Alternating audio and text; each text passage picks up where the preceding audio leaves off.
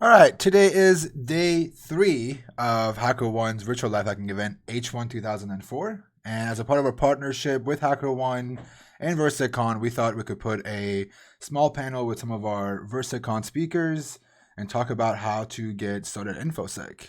So I have 4 very special people, 4 really good friends, people that I've looked up to, asked for help, and also very active in the bug bounty community.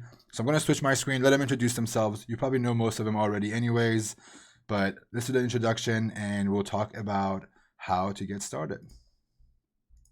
How's it going, guys? Super good. Yeah. Shalom. How does the audio sound, chat? I want to make sure everyone can hear everybody okay. 1 2 1 2. Yo, what's up? And if you could get the hype Hello going, there. Mr. TCM. What's that? I want to make sure everyone can hear you. Let's get the chat hyped, and we'll start with introduction. Let's start with Sean at the top, and then we'll go down to TCM, STOK, and Tom to see who you guys are, what do you do, and how long have you been in InfoSec? Hi. So yeah, cheers for having me on here, Ben. For those of you who don't know me, my name's Sean. I go by the alias zseano online. I mainly specialize in web app hacking, which means I find vulnerabilities in websites, mobile apps, and things like that. I don't really mess around with software or blockchain or anything like that. So if you do invite me to your blockchain program, I probably will decline it. And yeah, I mean, I've been hacking. I mean, I never really sought out to be a hacker as such. I've always had a natural interest in computers and technology and how things have been put together and things like that.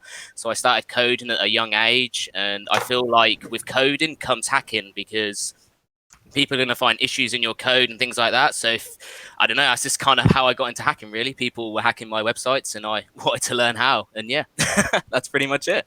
Cool. What about you, TheCyberMentor? Who are you? In case someone doesn't, in case people in the chat don't know you for some reason. Yeah. So primarily these days, I guess a YouTuber, streamer, instructor. I try to give back and teach a lot about ethical hacking and from a pen test perspective, more than a bug bounty perspective, and just overall career advice, how to get into InfoSec type deal. Come from a strange background. I think a lot of us, when you get into InfoSec, come from weird backgrounds, but navigated through. And one day, I think I was just working on help desk, and my coworker told me there was a certification called the Certified Ethical Hacker, and I thought it sounded really cool to get paid to be a hacker because I thought it was all black hat stuff. So I just kind of started studying how, like, I went to Google, didn't go ask somebody in a DM. I said, "Hey Google, how do I do this?" And just kind of learned my path, So, and here I am, and now I'm giving back to the community. What about you, Stoke?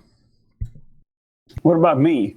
Hi, I'm Stuk. It's a pleasure to be here. I'm a content creator, hacker, and bug bounty newbie in a way. I used to be system administrator. I've been IT professional. I've been a systems architect, and I've been in the IT business for over 25 years. Got about 45,000 hours built as an IT professional, which led me into this whole thing. I was working on the blue team side, protecting organizations, and realized how easy it is to miss configurations. And I started to do offensive security instead, to just help people pointing out the shit that they're missing. And that way I just ended up here.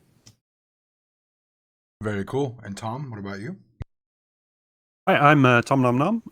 Technically, I've been in InfoSec for 3 months professionally. Before that, I was a technical trainer, teaching people to code and a bit of security stuff as well. Been doing bug bounty for a few years now.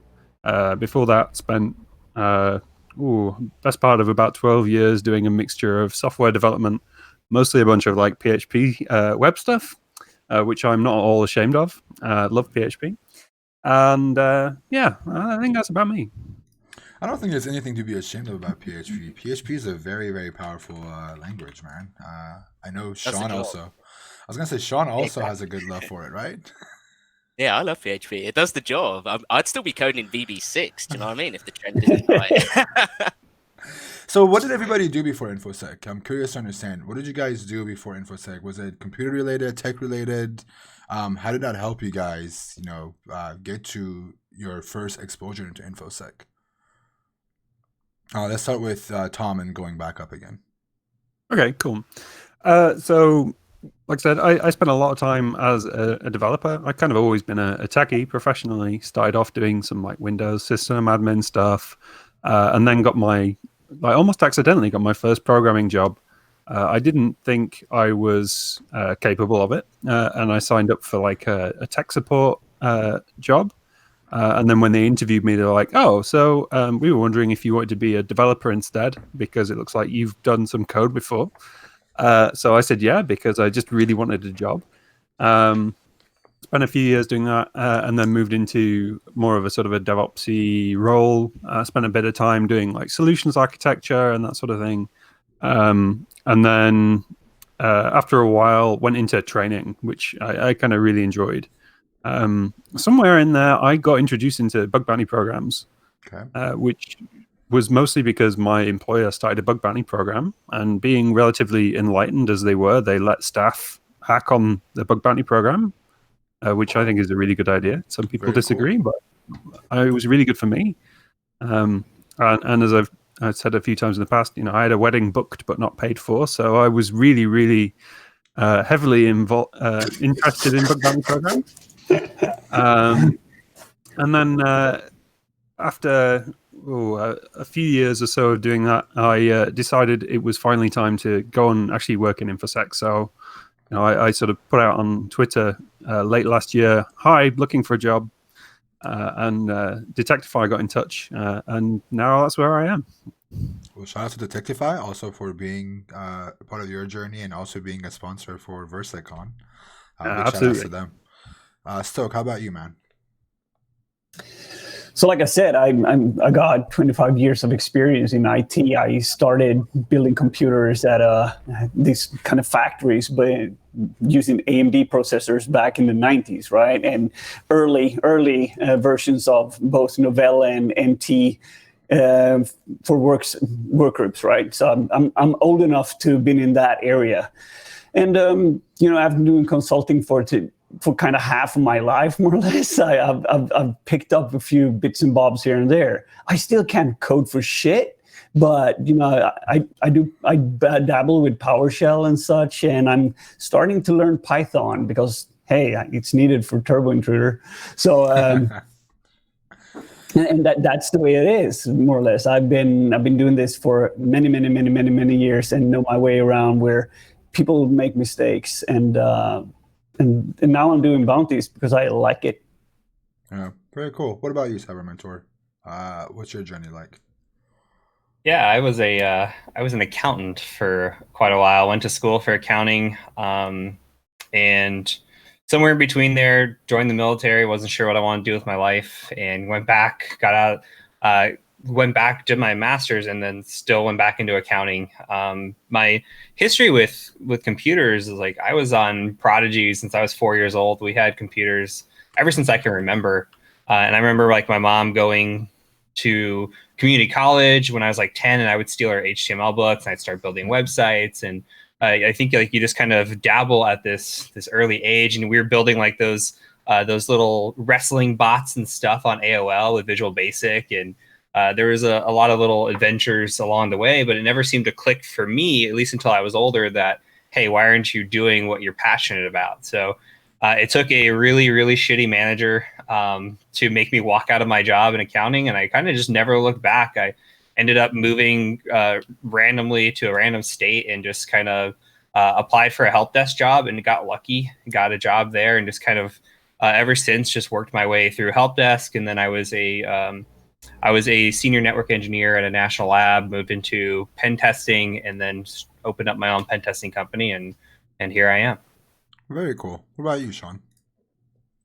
I think I got a bit of an interesting journey, I guess. So I mean, I feel like it first started when I was gaming on StarCraft, and I could see people were cheating, and I was quite interested to know how they were actually doing this. And I was quite interested. So I reached out to a few people they were actually doing this. I first got introduced to coding, and my older brother used to also code, so he gave me a few of his VB6 books, and I don't know, I feel like that's where I picked up coding. And from coding then, I went on to coding websites, and I used to run a few forums and things like that.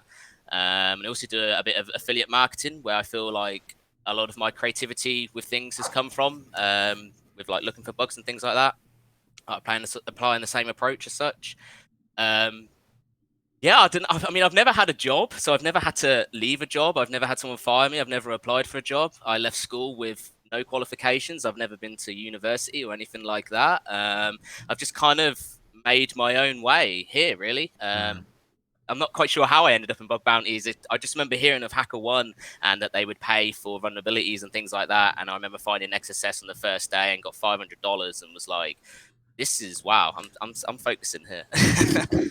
Speaking of school, what about everybody else here? What is your background like? Did you guys go to school at all? Did you go to school for any of this? I know, Sean, you said no, I'm a trained chef. Okay. What about you guys, Tom or CyberMentor? I see you guys shaking your heads. Accounting. So, Tom, you're on mute. Sorry. I did college, so not like full university level electronic engineering, because my plan was to go and do robotics and stuff, because robots are awesome. Yeah. And I thought maybe one day I could go and work in like prosthetics, make robot arms and that sort of thing. Not because I care about people, you understand, just because robots. But I then went to university to do robotics and cybertronics, and absolutely hated the whole university experience. So I dropped out in the first year, and went and did like Windows sysadmin network engineering stuff instead. I can definitely relate to the not wanting to go to school thing. It took me a couple of extra years to graduate. At that point, I was just like, I'm already halfway here. Might as well just finish getting this, paper that it's just sitting literally on a shelf. I don't ever use it. I got in computer science, but all I learned was Java. Not a single thing that I use today, and I don't even remember anything in Java. And I absolutely hate Java, to be honest.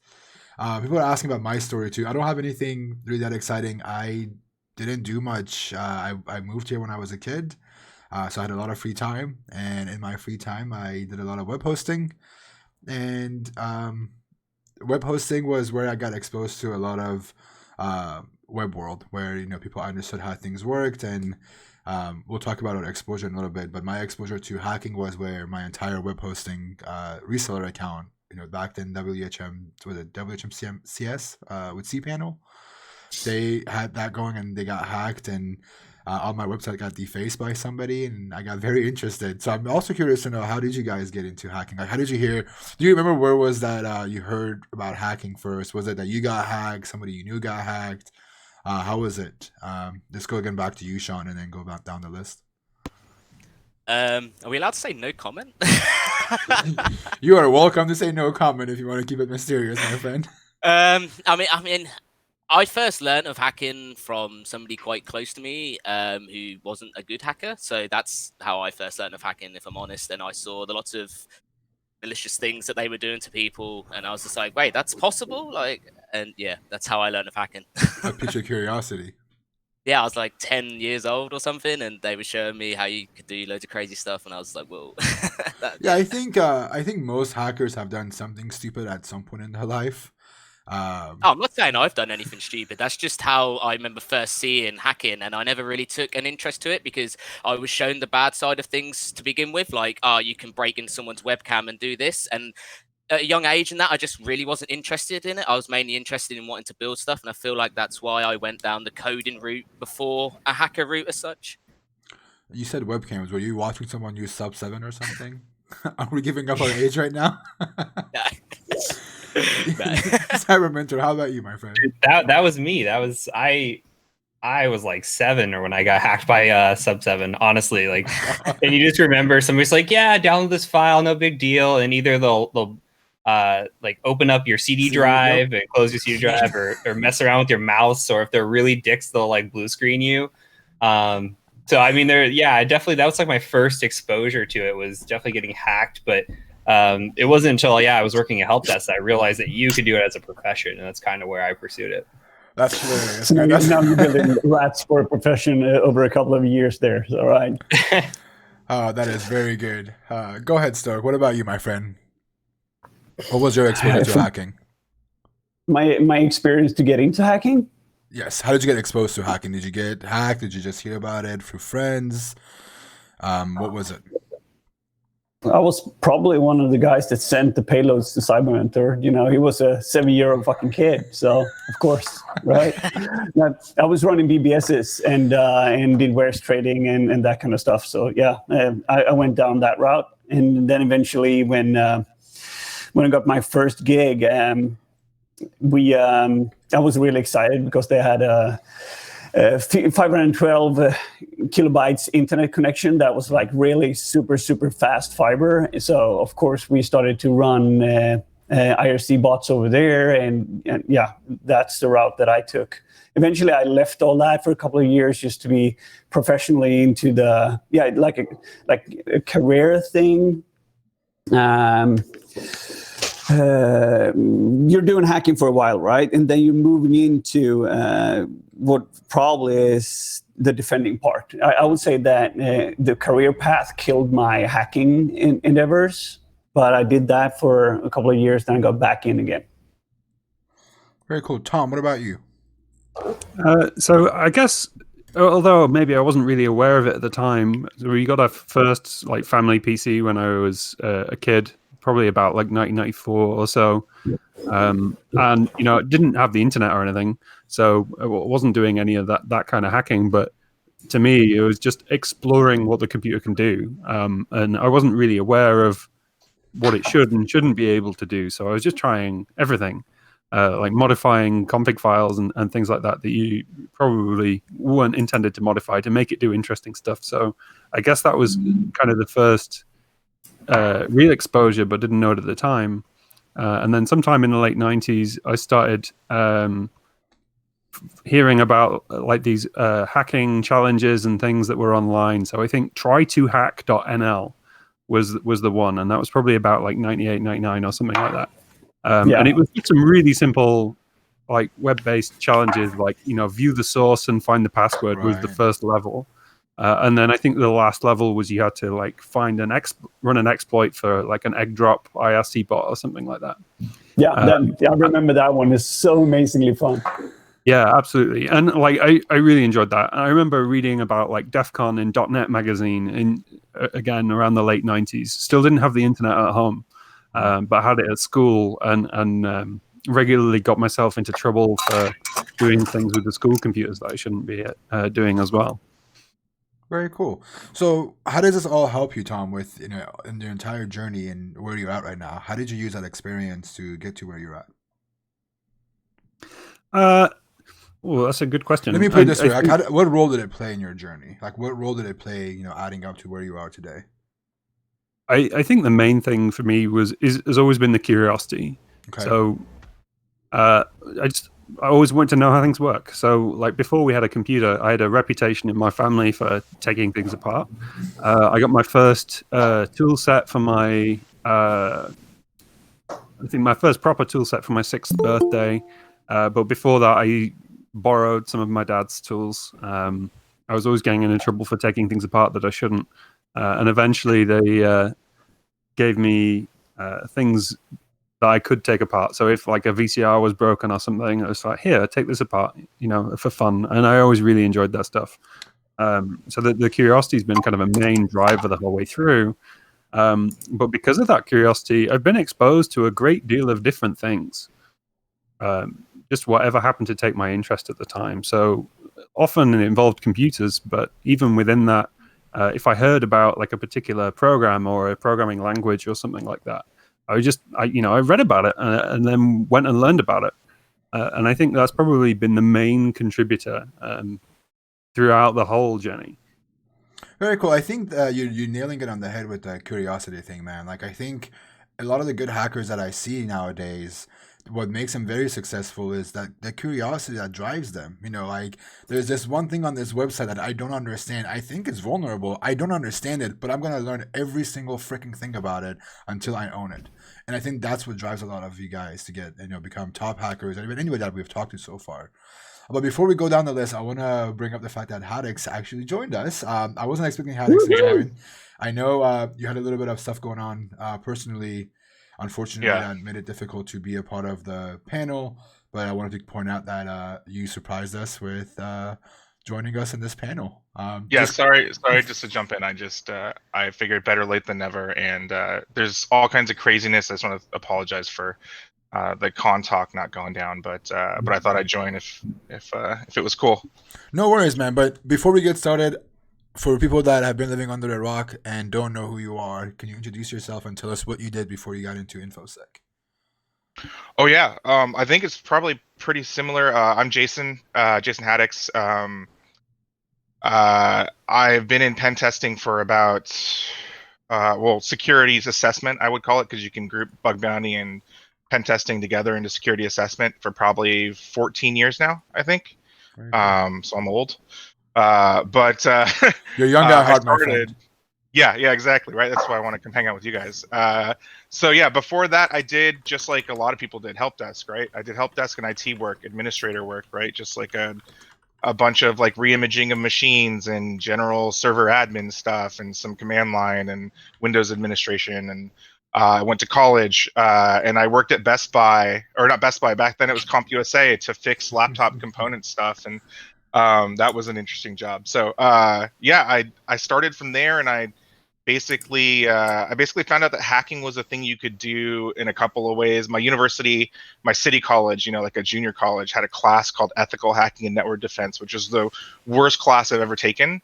But it got the point across that you could do this as a career. It was the same kind of thing. They were showing like all the old school viruses popping people's keyboard trays out and stuff like that. So and I knew there was more to it than that, and I was thinking, well, this is a career. I kind of fell by the wayside a little bit and got into black hat stuff for a small while, and I don't usually tell that story unless I've had a couple drinks with people. So if you catch me, you can I'll tell you all about it. And then after I kind of got scared straight for a little bit, I went into pen testing as a career, got picked up, and then went to HP, and then spent a long time at HP and some other consultancies and stuff like that, and I've been doing it ever since.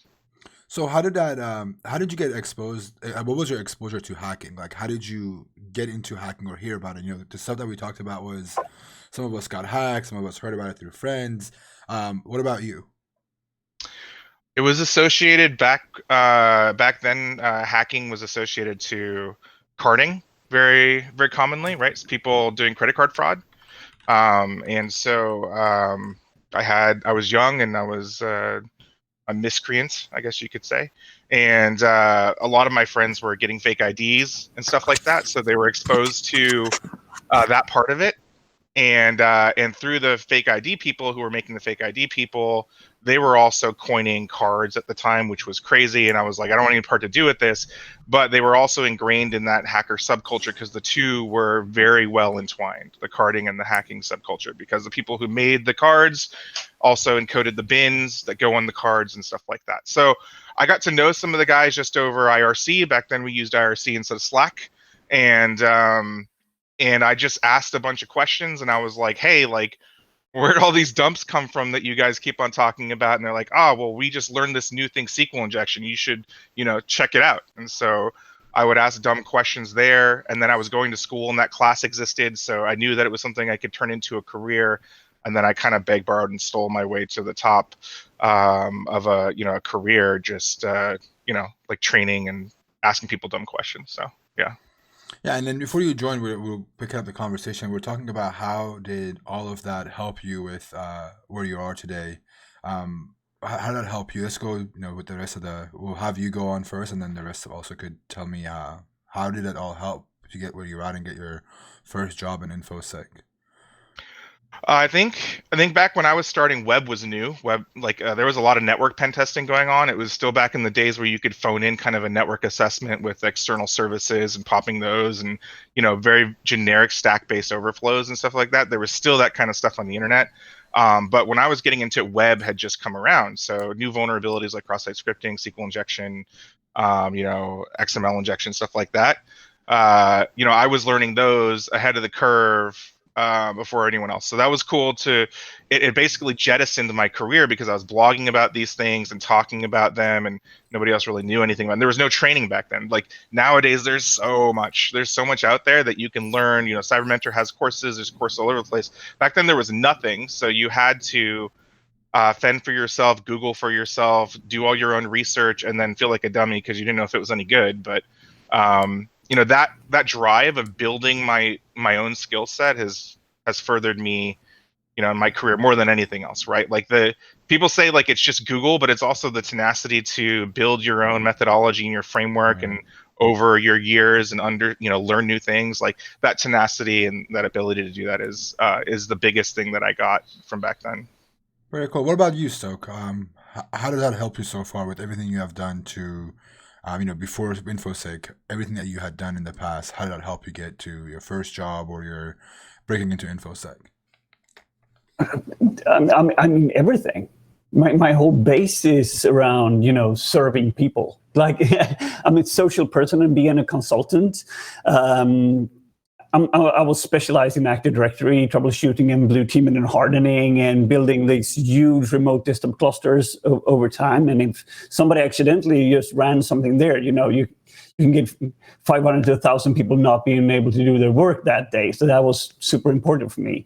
So I understand the aspect of getting reports and acting on them and having protocol and all that stuff. So for me, I've only been doing InfoSec work since maybe 2014. That's where I really just moved into the whole offensive part with hardening, wireless solution for the enterprise and stuff like that. Because people were just driving by and just getting into the network, and you needed to understand what was going on and figuring stuff out. So yeah, absolutely. My whole background from learning how computers work on a very, very low level to where I'm at now gives me that infrastructural design knowledge that if I see an application, it doesn't take that long for me to understand how it's built.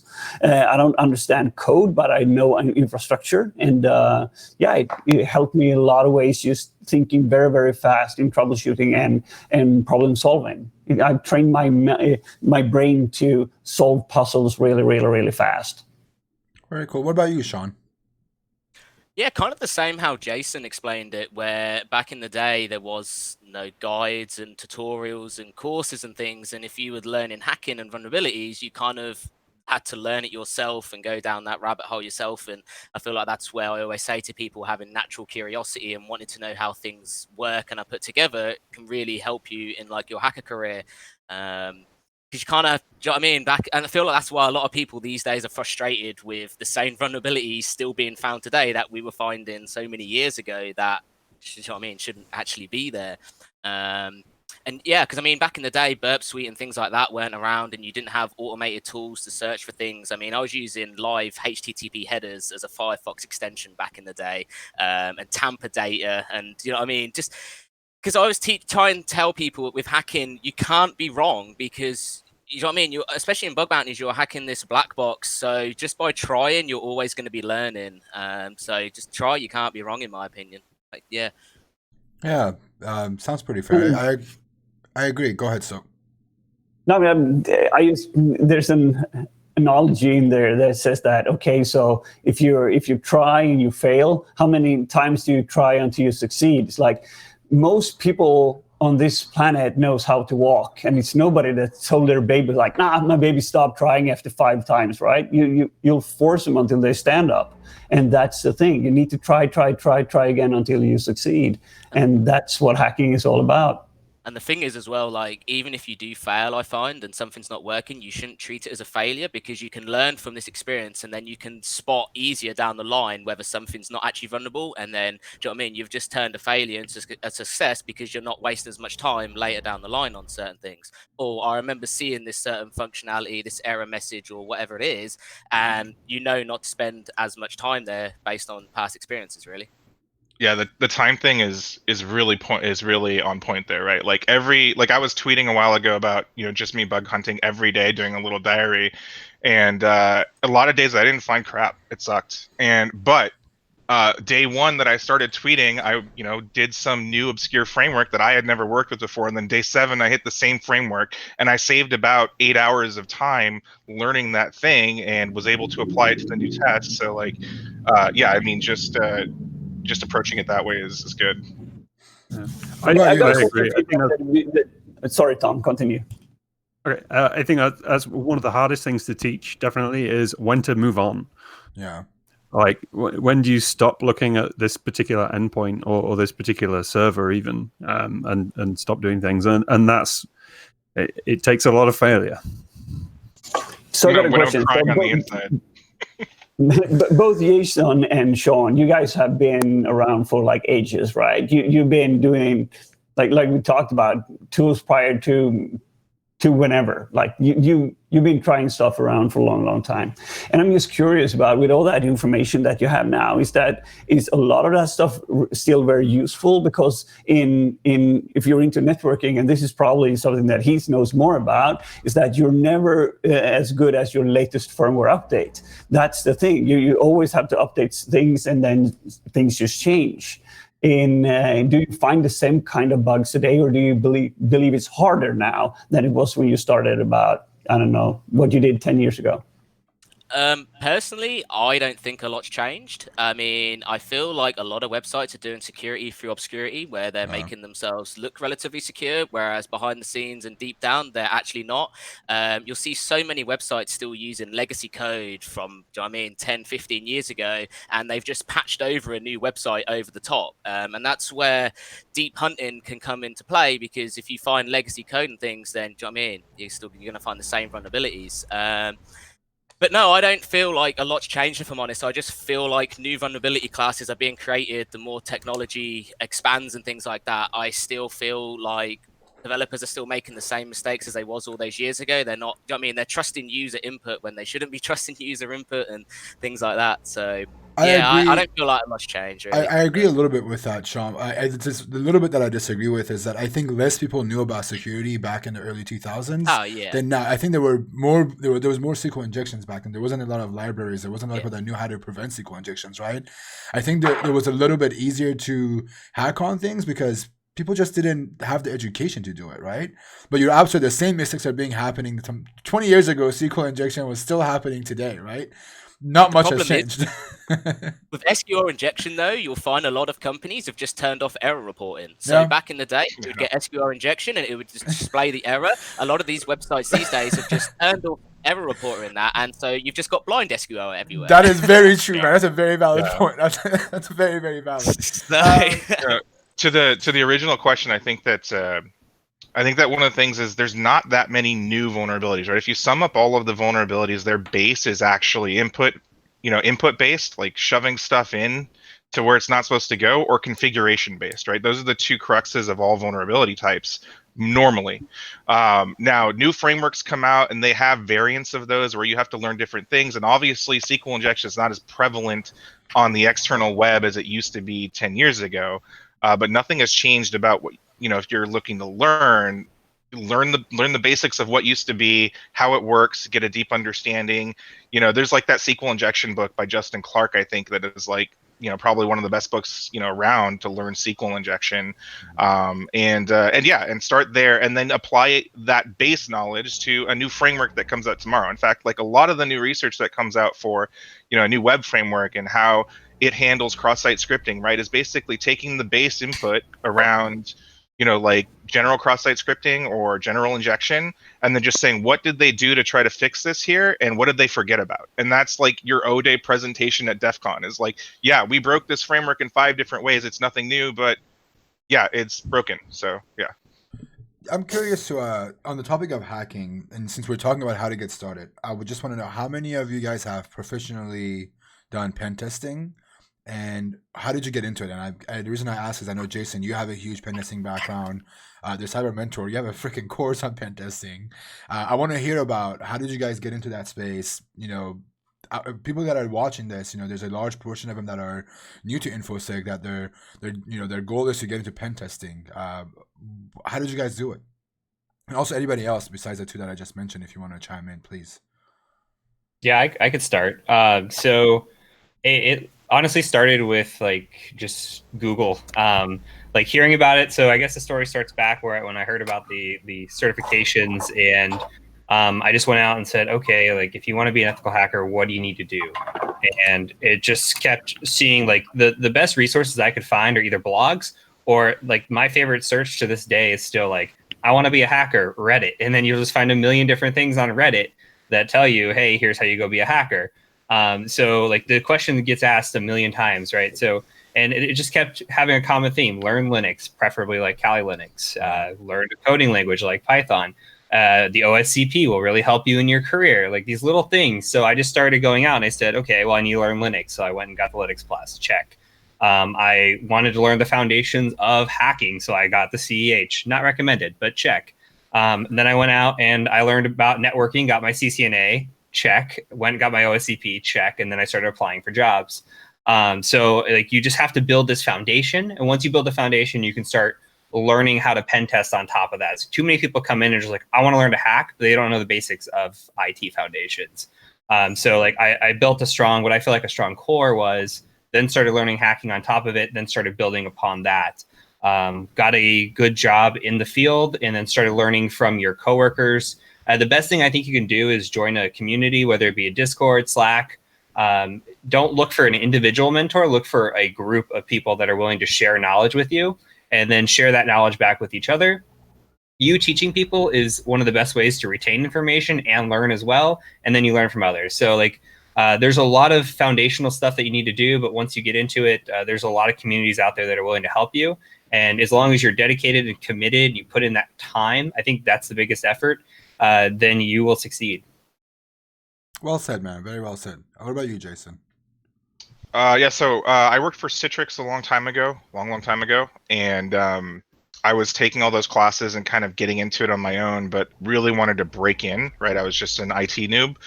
And so with my self-study and people that I had become friends with, I learned about XSS or some new bug class, and I basically walked up to the security team at Citrix and I was like, hey, do you guys know that our internal admin portal has cross-site scripting on the login page? And they were like, what is cross-site scripting? And they were so oriented around network defense that they had no idea about a web vulnerability. So I walked them through it and they were like, oh, this guy's kind of cool.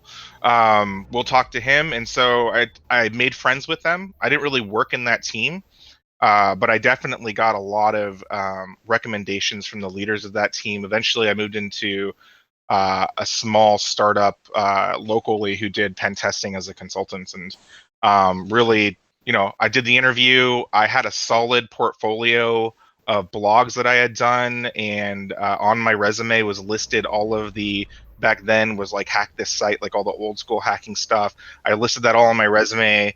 I did a small little presentation on like web hacking and new advents and web hacking for them when I went in there, and that got my foot in the door. I got hired as like a junior pen tester, and then learning everything from your coworkers. Like you can't understate the amount you're going to learn from being on a team of people.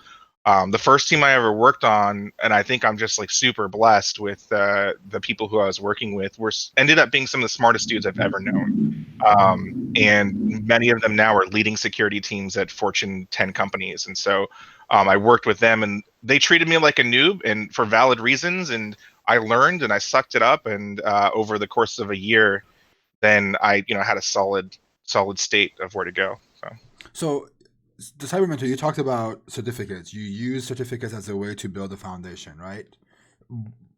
What did you do besides certificates? And Jason, same thing with you. Did you do a lot of certs, or did you just self-learn everything? And what do you recommend people that are new? Should they go after certificates, or save your money, do a few certs, and learn the rest on your own? Yeah, so I learned certifications as a way to just a way to learn one, and a way to get into the field. So I felt like certifications were a gatekeeper for a lot of jobs. And even the employer that I ended up working for would not even interview you if you didn't have the OSCP. So there's a lot of that. And I don't think that certifications prepare you well enough to work in the field. I think there was a little bit of luck on my side where I came in, I interviewed really well. I put in above and beyond the studying that I need to, because you have to understand your weaknesses. And the way that I found my weaknesses is I was going into interviews with these certifications and I was just getting beat up. So I was taking notes on where like they were asking questions and I had no idea what they were talking about. I would go back, I would study, practice that, and then come back again for round 2, round 3. And eventually I was well prepared enough in these interviews to actually get into it. Once you're in the job, like you need to focus, like don't look for the first job. As hard as that sounds, look for the job that's going to actually train you. I had job offers from a couple different places, and one just was like not going to hold my hand at all. And I felt like that was just going to be debilitating in my career. Honestly, like you want somebody that's going to hold your hand when you first get started and train you, because you think you might know everything, but there's so much to learn. There's this cat and mouse game where things change all the time. And if you're not staying up to date, you're going to get left behind. So for me personally, getting the certifications helped, yeah, but there's still a lot of studying that goes on behind the scenes, above and beyond, and even on the job role. Yeah, certs were a part of my journey. I think I was really in love with Sans and Ed Scotus because he wrote Counterhack, which is one of the earliest books about hacking and incident response that ever existed. And like he was one of my idols when I was first getting started. And so at that point, all I wanted to do in my whole baby hacker career was go take the Sans 560 pen testing course and get that cert. Like I didn't care about OffSec really in the beginning, whatever.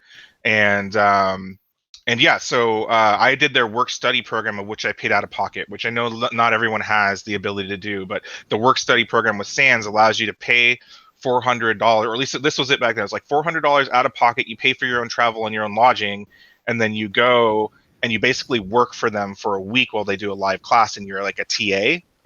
But really, you don't do anything technical, and they give you a free training, and you get to sit in on the one that you're TAing for. So I got to kind of audit one class, which was the incident response class, and then I got to take later the pen testing course, and I got that cert. And that cert did serve me as like a HR filter kind of bypass for several years, as long as I had it. And eventually, I really loved Sans, so I got Sans 560, I got Sans GWAPT one, their web pen testing one, incident handling. I got all of them. Now, I'm not saying that they're the best. I'm just saying that that was my route, and they did help somewhat. Very cool. What about you, Tom? What about you and STOK and Sean? Do you guys have any certs? What's your take on certs? I have one cert, which is, let me get this right. I'm certified in Enterprise and Solutions Architecture by the British Computing Society. So not security related at all. I think that they have their place, but it very much depends on the individual and what you want to do. For some people, I think they provide a really good structure for learning and a goal, especially if you're in that state where you don't know what to learn. And also, like CyberMentor, Jason have already mentioned, like for a lot of employers, it's kind of essential if you don't have some other experience to sort of back it up. You know, I because I didn't go directly into the InfoSec world, I was able to have a lot of professional experience already. And that meant that I didn't really need it. So I think they're not for me, but that doesn't mean they're not for anybody. What about you guys, STOK, Sean? Yeah, I basically agree with Tom. It's personal preference. I mean, do you know what I mean? Some jobs require them, and they can also help you learn new things depending on your experience already with pen testing and things like that. But I don't necessarily think they're 100% needed. But again, like I say, echoing literally what Tom said, is personal preference on people. But I personally don't have any certificates, and I don't intend on getting any either, to be fair. STOK, are you I used to have the MCSE. It doesn't matter much now, but it was a really hard one. It was back in the days, Microsoft certificate, and I've done about 50 boxes in the OSCP labs. I never did the cert. I've never been really interested in having the paper to prove it. I'm more interested in the knowledge that it provides. So for me, being able to study and doing practical stuff, I'm not a reader. I got too much of a combination of different characters in my mindset to be able to concentrate reading a book. I look at it, I look at through all the pages and say, maybe I'll read that later, and I'm going to put that away, and then eventually it's go hack instead. So that's what I do. I need to.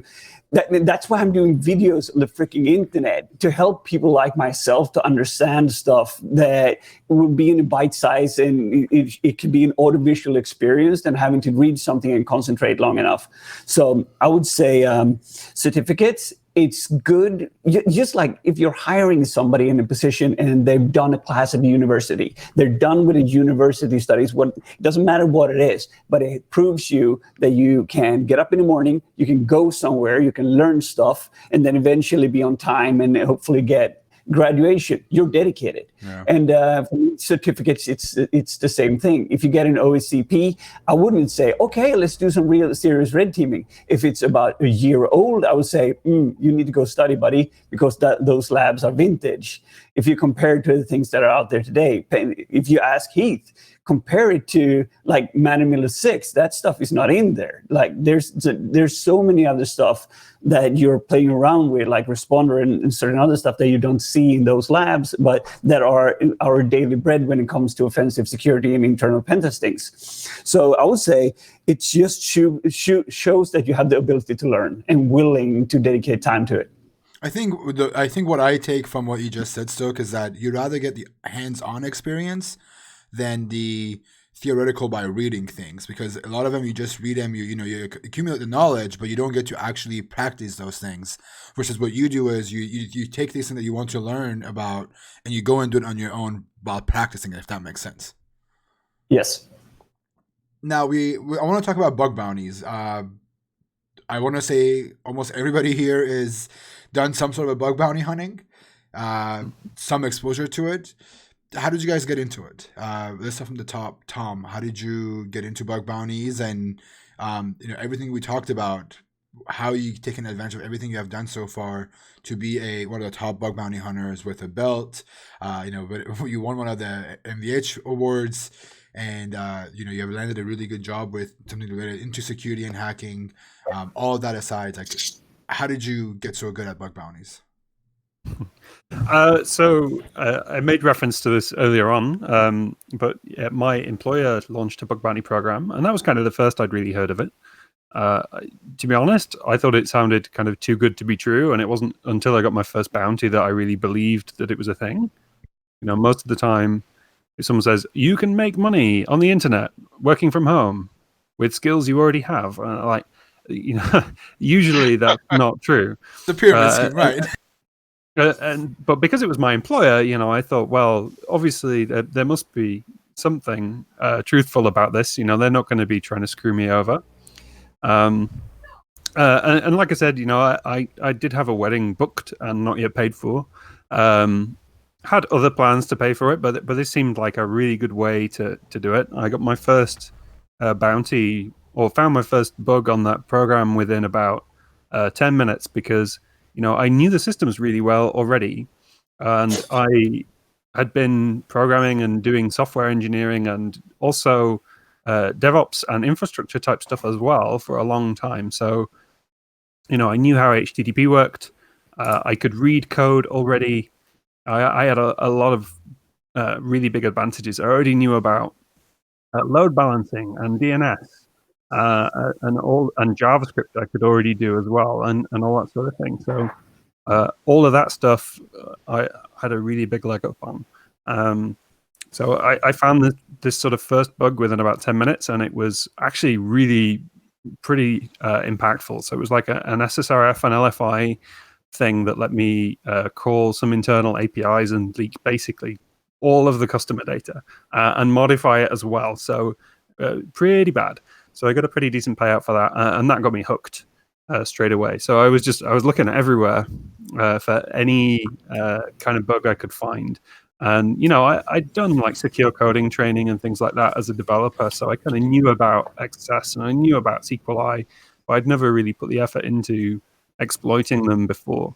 But certainly knowing how things worked put me in a position where I could fairly easily see how they didn't work. Because I've written a lot of bad code in my time, and I know how it can break and know what to look for in that way. So I think that was probably the main thing. As for how I sort of ended up like getting the MVH belt and all that sort of thing, it was just kind of more of the same. I was just really curious, really interested, put a lot of time into trying things and trying to figure out what other people weren't doing. I think especially now more than ever in the age of automated tools and stuff, like that's where the interesting stuff is figuring out what other people aren't doing.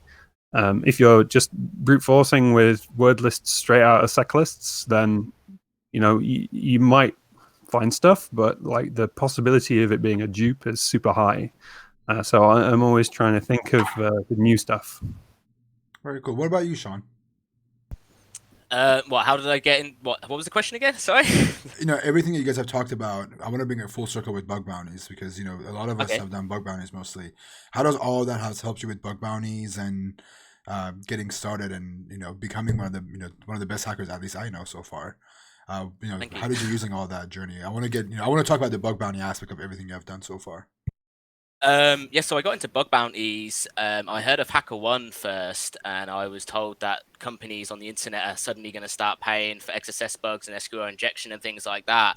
So that's kind of where, I don't know, my brain woke up, the other side of my brain woke up a little bit and was like, well, hang on, we actually know a bit about this stuff, but we've never dared mess with it because we don't want to go to prison and all that. But now I can actually legally find this stuff and get paid for it. So I remember finding some XSS, I think it was on Yahoo or something, some XSS, and reported it and was like, okay, wow, I've actually just been paid for making script alert happen on a website and the police aren't turning up. And I feel like that's where I really took it seriously, I guess, because a lot of my history in my past, I've worked with a lot of affiliate companies and I've done affiliate marketing. So I know a lot of people that work at a lot of different companies. And I remember reaching out to quite a few of them and being like, have you heard of this new craze of bug bounty programs? And I probably got a few websites to open bug bounty programs that shouldn't have opened one. But back then it was quite hype and everyone was doing it. And I don't know, I feel like over the years, I've just, at first, admittedly, I was doing what everyone else was doing, and I was looking at every program and looking for common things and that. But I feel like that's where I really improved my methodology and my approach to hacking, because I soon realized, you stick to one program and you learn absolutely everything you can learn about this program. Because I really feel like the longer I spend on programs, I feel like I get in the developers' heads without them actually realizing that I'm doing this, and they'll issue patches and I can just instantly guess how they've patched this issue and work out a bypass. And yeah, I've just kind of gone through that, really stuck at what I've enjoyed. The main thing is as well, because like I said, I never sought out to be a hacker. I've kind of just gone with the flow in life and the jack of all trades and what have you. But the main thing is enjoy hacking. I really enjoyed that curiosity and what happens if you try this, what's this doing, what's happening here. I just really enjoyed that. I feel like quite a few people force themselves to do hacking and bug bounties for like the money and things like that. I really feel like to succeed and do well, you need to actually naturally enjoy it, really. Passion over money, right? Yeah, exactly. And I feel like that's been the massive driver for me, because I remember coming back from the first HackerOne event in Vegas. We flew back from Vegas, and me and my girlfriend were like, we had so much fun, let's go on holiday again. So we went to Greece. But I was just so addicted to hacking that I just couldn't put my laptop down.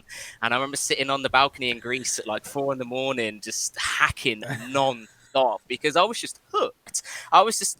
I didn't look at the money side of it. To me, it was like a whole new world opened of, I can use my curiosity and talent and legally help these companies, and it's a win-win for everyone. And yeah, I was hooked on that, really. Very cool. What about you, STOK? How I started?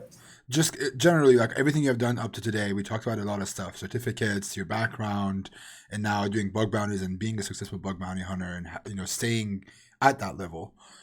What do you do and how did you accomplish all this? Wow, do you know what? There's actually going to be a talk about that on Saturday on a conference called VersaCon.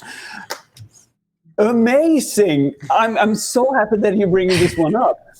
If you guys aren't already signed up for VersaCon on Saturday, there's going to be a great talk called From Noob to MBH by STOK. So you better tune in to see that.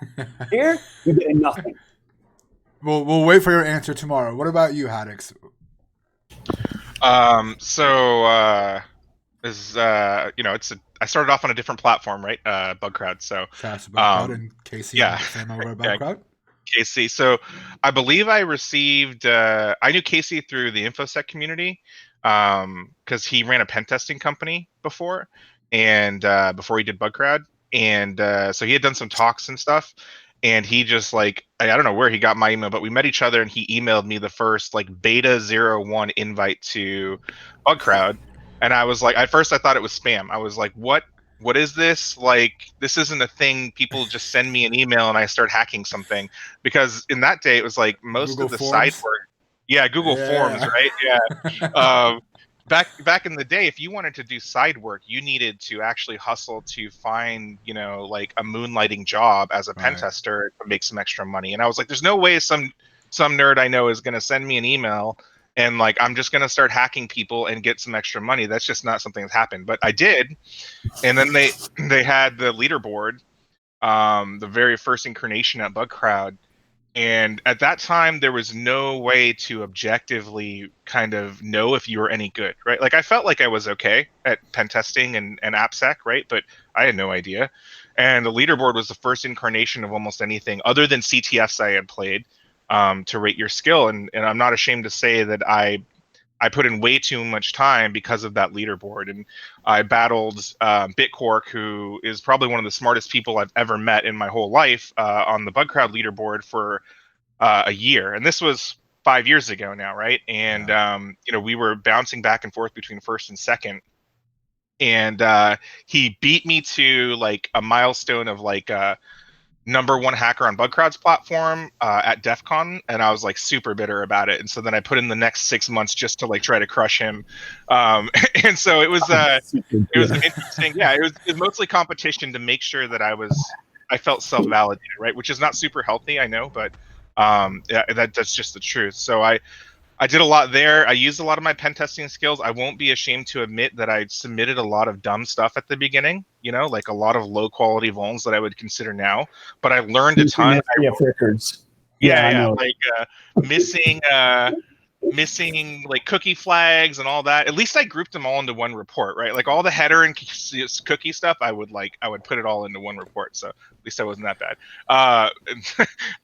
So I did that, and then I slowly got better and better. And as Tom said, I learned how to focus on what other people weren't focusing on and what I was good at. There's an intersection there, and that's auth issues and IDORs. I'm really good at those for some reason. I don't know why. I can just think about access roles in my head. I actually make spreadsheets for my auth testing.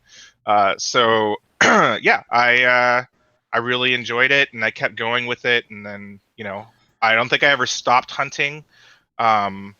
But then I ended up working in, BugCrowd for a long time, and getting to be on the other side of it and seeing everything that was going on there, which was a tremendous experience. I got to meet you, Ben, which was awesome, and we got to go to DEF CON together for that 1 year. So that year before DEF CON, I'd never forget, Kimberly Price was the head of researcher enablement at BugCrowd, and I'd never forget, she was running around DEF CON looking for you and Bitcork, and I had no idea who the two of you. I was super new to Bug Bounties too back then, and I just had no clue who you were, and then I got to eventually meet you guys. So hearing your side of the story with Bitcork, it all makes sense now, like 6-7 years later, right? We're almost out of time, but before we wrap this up, CyberMentor, I know you don't really focus on bug bounties, but I know you're also on Senacred team. But also being at a level that you are with pen testing, you get your own gigs, you're doing, you're doing what you enjoy doing. I want to kind of hear about, besides doing the certificates, learning the fundamentals and everything else. I want to know, how did you keep on progressing to get to the level you are today, to be able to understand all these topics and not only utilize them yourself, but also teach others how to do them and be good at explaining them because you have that in-depth knowledge. What did it take you to get here, man? Yeah, so I guess by trade, my the thing I enjoy the most is network pen testing. So I really focus there, and I think a lot of it is getting stumped, right? Like when you're in a pen test and you're like, well, none of this is working, and here's what I'm seeing. So let me go do research and see if somebody's maybe posted some blog about this or something that I can do when I'm stuck in this situation. Outside of course, coworkers and knowing, but I feel like after a certain point, when you work at a company, like you all know the same techniques, like you all have talked to each other. You get to a point where you know everybody's knowledge base from that perspective, and so you have to expand out and you have to look. And for me, it's a mixture of that and then doing courses as well, because there there are courses out there that if you are willing to pay the money for it, you can learn the latest and greatest. And some of those are like, I don't know, $4,000, $5,000 if you're wanting to pay that. Pricey, there's some out there. Yeah, it's pretty pricey. So like you have to just kind of like even look at the syllabus and see what they're teaching and go and like, can I find a blog on that and just go try to watch a video, or like you have to piece together this information. But like honestly, it's information gathering and it's reconnaissance is what it boils down to. And like Google, if you're going to be a good hacker, like your biggest skill is enumeration, and Google is your best friend. So even working on the job, like it doesn't matter about getting into the field. Even when you're in the field, you're constantly learning. So being able to do your own research, I think, is really what it boils down to. And getting into situations where you're stuck and up against a wall and trying to figure out these complex puzzle pieces because they're always different. Very awesome, man. Thank you for that. So we're out of time, but I want to wrap this up with a piece of advice from every single one of you guys, if you don't mind. Starting with you, the TheCyberMentor, since you're already on the screen. Give it your best shot, man. What's your biggest advice you can give to anybody that's watching this live or they're going to be watching this on YouTube? Yeah, so kind of repetitive if you've seen me before, but my advice is when you're looking for work, ignore the job requirements. You're going to see these 10-year experience, all these crazy things. And what you need to do is just apply to the job. The worst thing that's going to happen is they're going to send you an email that says no thanks. Yeah. So apply to what you want to apply to, and don't worry about the requirements. Become the requirement. So look at the job requirements, see what it is that they're asking for, and learn those skills. Go to these interviews. If you get lucky enough to get an interview, be thankful, go get beat up, come back, do it again. And don't take the first job that comes to you just because it's an offer. Be patient, know exactly what you want, and take the job that's going to make you happy. Take the job that's going to allow you to learn and grow. Don't take the job that's just going to be a paycheck, because you're going to find out that money isn't everything. Money will come when you are happy, the most happy in your life. And I think that's the best advice I can give for everybody. Well said, man. What about you, Sean? Best advice for what? Like getting into bug bounties, learning hacking? What's your advice? With you would be, I think, more than likely with hacking and bug bounties. With people that want to get started, people that look up to you, man. Okay. Like, what would be your advice? So what's your, what do you tell people when they ask you for help? I get asked for help a lot. My advice for people starting is, well, bottom line, enjoy it. Don't get into bug bounties because you've heard of somebody becoming a millionaire from doing it and you think you want to be a millionaire as well. Because you'll see a lot of these successful hackers, they have years and years of experience. We know what we're doing, we know what we're looking at, and things like that. So if you're brand new, I would first of all get your head around how the internet and how websites and how things actually work. Like I said, there's loads of courses and books and things out there. I do recommend Andy Gill's Zephyrfish's book for getting started and learning some basic stuff. I believe it's free as well on his LeanPub, which is a bonus. And to just kind of, I don't know, I find like I enjoy hacking on companies I know, because I don't know, the more you're familiar with it, the less you're going to like stress out about what's actually available as such. And I find, do you know what I mean, if you know the company as well, you'll enjoy it as more. I don't know really. You just kind of, because a lot of people I find don't put enough time in as well. They'll spend a week learning something and they'll fail, and then because they failed, they'll just be like, okay, I'm just gonna give up. I feel like, I don't know, you've got to really want it as such. You know what I mean? Is this the book you're talking about? Is this the book? Yeah, that's the book. Yeah, I really recommend reading Andy's book. Just, I mean, you're learning the absolute basics. It goes through things in nice detail to just help you learn. And then I recommend getting my book after that when it's out, which is somewhere. It's up there, which I can't reach. Very cool. What about you, Stoke? What about me? I would say, first of all, I'm going to make sure that I'm in focus. Yeah, there we go. Hopefully. I guess, maybe not, who knows. Anyway, so first rule of everything, you can do anything if you have to. That's the thing, you can learn anything you just have to, but it's easier to learn things that you really want to learn about. So first off, ask yourself, are you passionate about this? Is this something that you want to learn? Is it something you want to stay with? Because bounties and InfoSec isn't like accounting. If you ask Heath, accounting, every year there's going to be new tax update. That's about it. This is a new tax update 3 or 4 times every day. You need to be on your game all the time, always updated and always ready. This is the work that, if you don't balance it right, going to lead you straight down into burnout. So pace yourself. Find a thing in InfoSec that you really feel passionate about, because it's vast. You can do anything. And you just take that part and learn as much as possible about it. And when you feel comfortable and happy about that, move on to the next one. Imagine this, for instance. People say that it takes about 10,000 hours invested to be a professional or a master at something, like really, really good at playing the piano. If you break that down, that's 8 hours every day for 3.5 years, no days off. And most people don't have that time to invest. So you need to figure out how to gracefully go into that flow. Say that, okay, I don't need to be a master, but I need to master the skill set of being happy while I'm learning, and then learning gradually, and eventually, whoops, you're there 5 years later and you have these 10,000 hours and you're a master of the things that you did. But be gentle towards yourself and have fun on the ride. That's the most important thing. Very cool. Tom, what about you, man? So I think my advice is going to be to share your knowledge and to be accepting of criticism in response to sharing your knowledge. So firstly, as Heath mentioned earlier on, getting yourself into a position where you can share your knowledge is a really good test of how well you understand something. And you'll find gaps in your own knowledge. And once you have shared it, people might tell you that you're wrong, or they might tell you that you've missed things, or that there's additional things that you didn't consider. And they're always really good learning opportunities.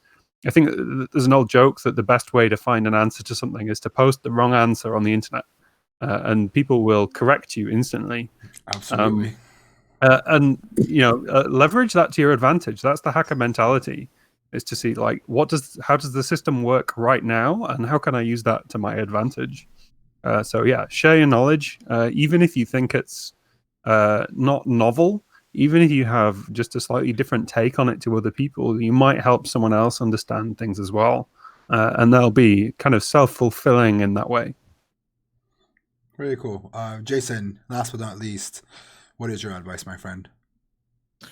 I know it's kind of cliche, but don't give up, right? Like the 10,000 hours thing is actually very accurate. It takes a while to get good at this and to find your niche, right? None of us on this call is probably very good at the same things, right? Like or maybe we have crossovers and stuff like that, but you're going to find what you're good at, what you enjoy. But bug bounties is hard, right? Like, you'll get on a program and you'll get skunked for like months, right? Like, I know people who haven't found a bug but have been actively bug hunting for 4 hours a day and still haven't found a paid bug. Maybe they found some dupes or something like that. It's really discouraging to get started out because there's a lot of people at it now. Back when I started, it was really easy because there was only 2,000 or people doing it at all, really. So don't give up.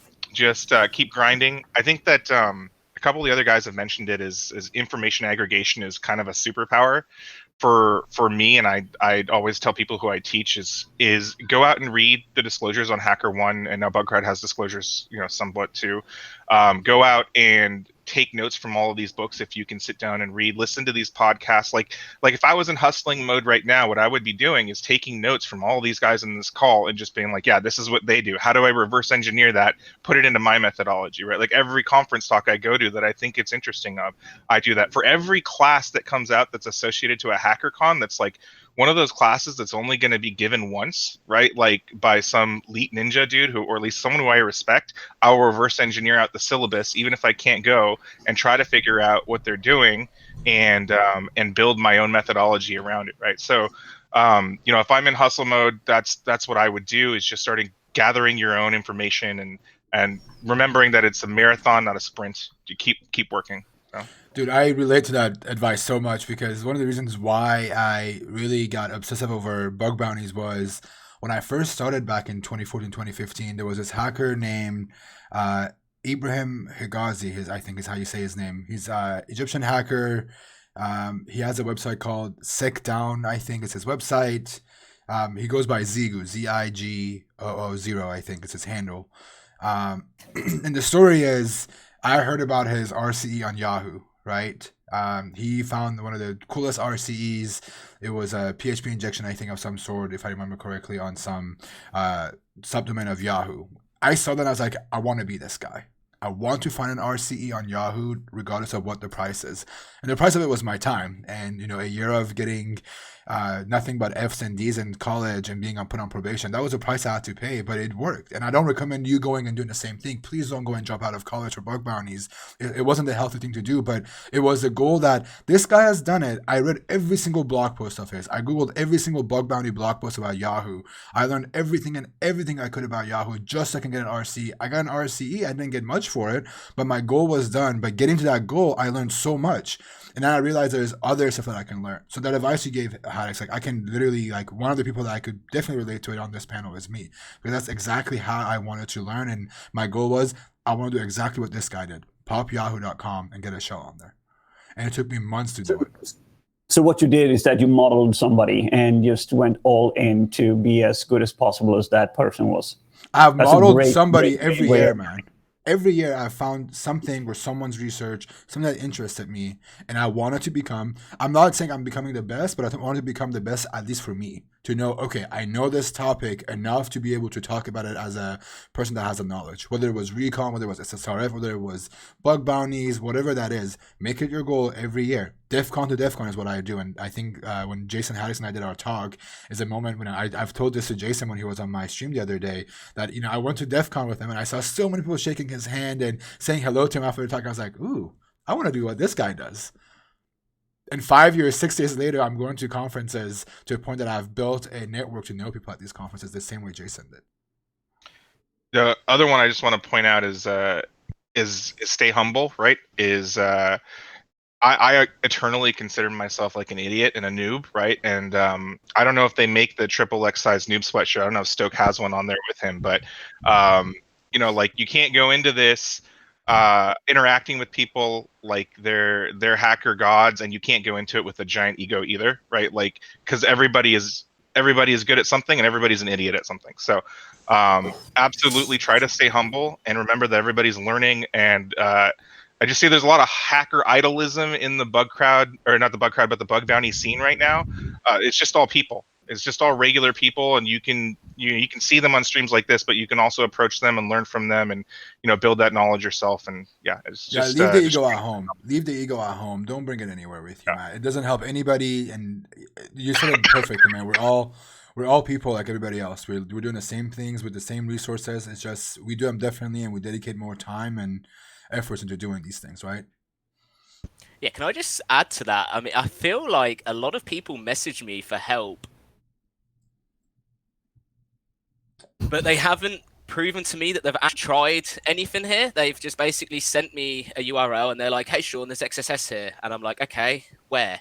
And they're like, well, look at this JavaScript code. And I'm like, okay, what's the XSS? What's the parameter name? What have you tried? And they're like, oh, is it not vulnerable then? And I'm like, what? You just told me it was vulnerable. I feel like some people need to read a little bit more into what I get people are new and things like that, but I also feel like some people really rush into what they're doing. Because I remember when I was running Bug Bounty Notes and I had my fast food hackings event, and I've been telling people for ages, you find an open redirect, then you can potentially steal auth tokens for redirect and things like that. So I remember on my fast food hacking website, right on the login screen was an open redirect to hijack the token. But everyone who signed up just signed up and went and played with all the features. They missed everything that was absolutely before it. And I've seen this as well with somebody who messaged me with a simple bug without even signing up, where he could inject his own host and leak the password reset token. And all he simply did was visit the reset password token page, view the JavaScript files for interesting references to headers and things, and went and played around.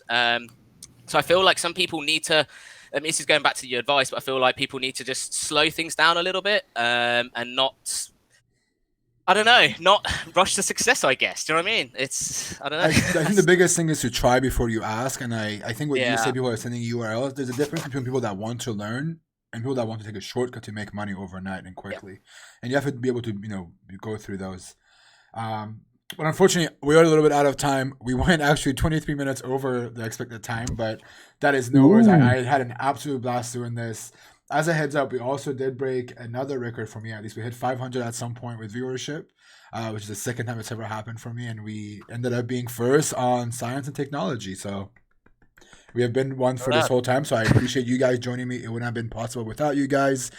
And for those of you watching, if you want to hear more about our speakers here, come check them out tomorrow at VersaCon, 9:30 a.m. on this channel, hosted by me and TheCyberMentor, and also with amazing speakers with STOK, Sean, Tom, and a few others as well. So come check it out. And again, thank you guys for joining, and I look forward to your talks tomorrow. Cool. Thanks for having us, man. Thanks, guys. Thanks, everyone. Yeah, thanks, everybody. guys. Take care, everyone. Take care. Everyone. See ya. All right, that was the panel we had in mind. Unfortunately, I'm a little bit late for work. I got to go back to being an adult and working. I'll be back online tomorrow at 9:30 a.m. on this channel. Myself and TheCyberMentor, we're going to kick off VersaCon, and then we're going to have amazing talks. I appreciate everybody that subscribed, followed. I genuinely appreciate everybody being here, supporting me through all of this. Whatever you have done, likes, bits, subs, whatever it is, I really appreciate it. Even if you're watching and not doing anything, I still appreciate you being here. Thank you so much. That's it for me for today. I got to go back to work, but I will see you all tomorrow. Peace.